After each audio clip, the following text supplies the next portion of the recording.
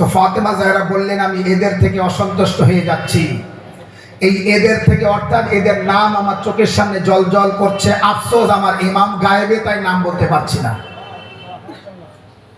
আমার ইমাম যদি আসতেন, জাহির হতেন, এখনই জহুর করতেন, তিনি সামনে থাকতেন, তো বলে দিতাম নাম। অবশ্যই নাম প্রকাশ হবে, এই নাম সবার সামনে আসবে।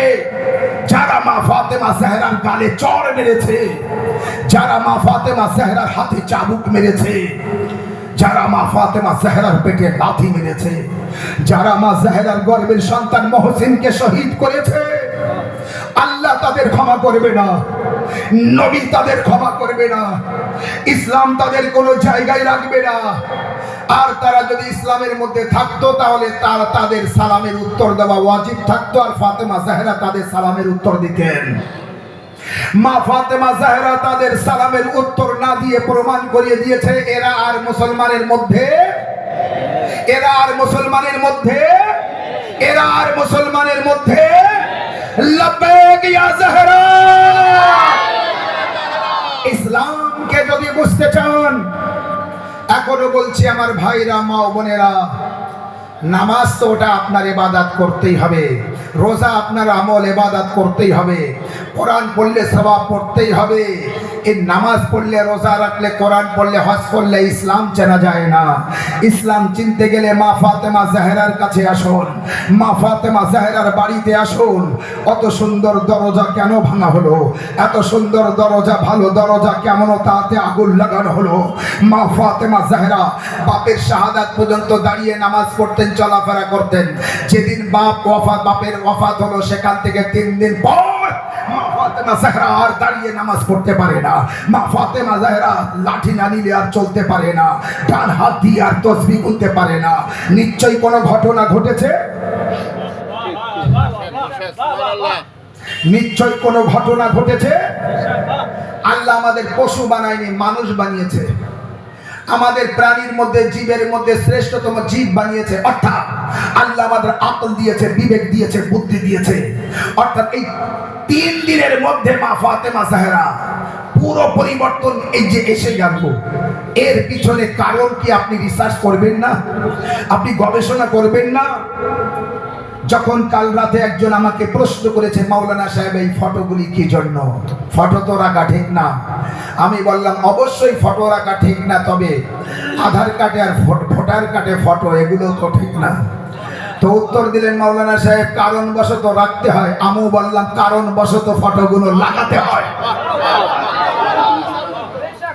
কারণবশত ফটোগুলো লাগাতে হয়।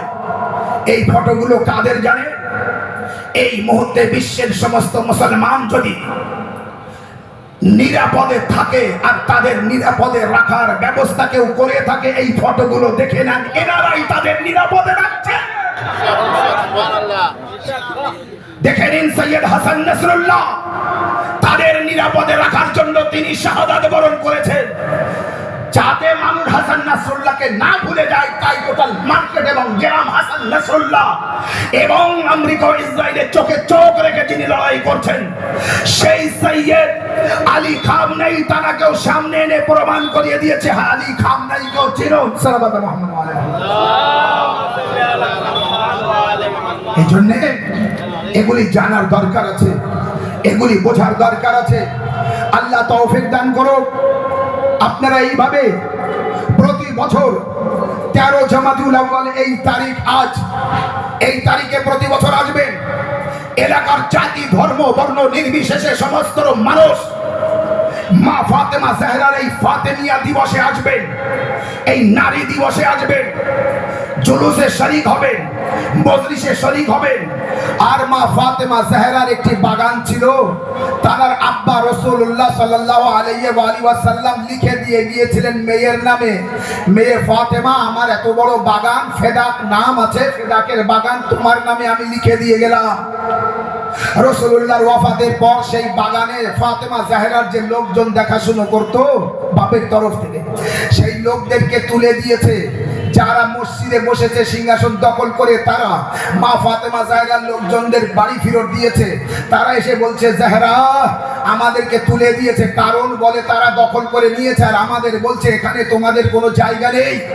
ফাতেমা জাহরা দলিল বার করে, বাপের লেখা সেই দলিল, বাপের সিগনেচার সেই দলিল বার করে তাদের কাছে গিয়েছিলেন, তাদের দরবারে গিয়েছিলেন এবং যাবার পরে দেখিয়েছিলেন, এই দেখো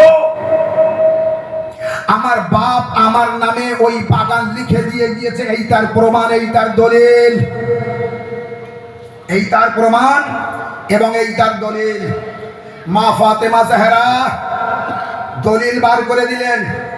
ইমামে হযরত রাসূলুল্লাহর লেখা দলিল এবং সই এইভাবে কাগজ দিয়ে দিলেন। যেই কাগজটি, দলিলটি রাসূলুল্লাহর লেখা এবং সই আছে, তাতে যেই পেশ করলেন, এক জালিম অত্যাচারী ব্যক্তি, 3 অক্ষরে নাম তার, ওই কাগজটি ফাতেমা জাহরার কাছ থেকে নিলেন, বললেন কই দেখি দলিল। দলিলটি ফাতেমা জাহরার কাছ থেকে নিয়ে ছিঁড়ে ফেলে তাতে থুতু দিয়ে পায়ে ফেলে ধুলোয় মিশিয়ে দিয়েছে। মা ফাতেমা জাহরা এখানে যে কষ্ট পেলেন, কালো চুলে গিয়েছিলেন, এখান থেকে ফিরে আসছেন তো সাদা চুল, সোজা হয়ে দাঁড়িয়ে গিয়েছিলেন, এখান থেকে ঘরে ফিরছেন তো কোমর ঝুঁকে গিয়েছে। এত কষ্ট মা জাহরা পেয়েছে। মোবাইলের ময়দানে আল্লাহ বলেছিল মিথ্যাবাদীদের উপর আল্লাহর লানত হবে। এই মিথ্যাবাদী ইসলামে খুঁজে যদি পেতে হয়, মা ফাতেমা জাহরার ফেদাকের ঘটনায় আসুন।